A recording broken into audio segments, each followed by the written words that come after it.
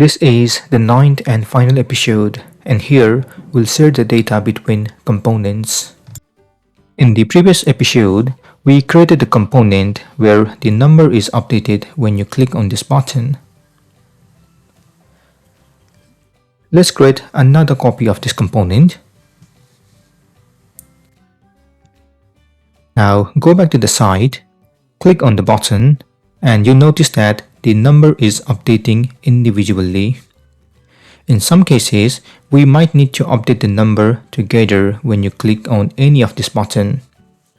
To do that, we need to share the data between components. So first, let's move the state from child component to the parent component. So in our case, app.js is the parent component, so let's add them over here.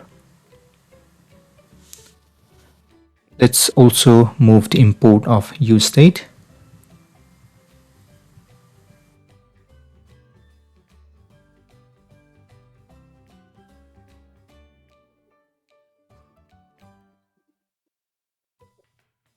Then let's use props to pass this state and the function.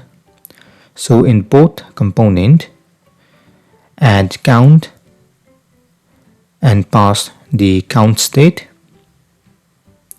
Then for the onClick event, let's pass the handleClick function.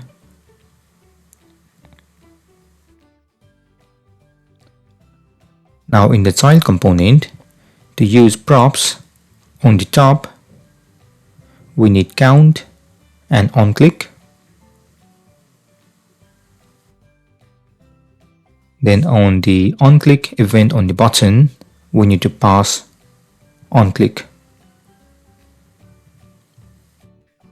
Once done, check the site, and this time, if you click on any of the button, the number are updating together. Great. This is the end of this final session. Feel free to comment below if you have any question.